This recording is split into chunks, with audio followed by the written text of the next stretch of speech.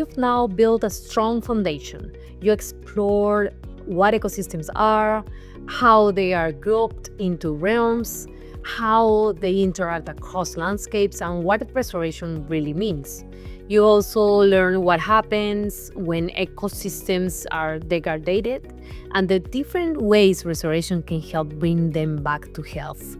Understanding these building blocks is essential for recognizing when restoration is needed and how to design actions that make a real difference. Now, it's time to put your knowledge into practice. Let's dive into a few scenarios and see how well you can apply what you have learned.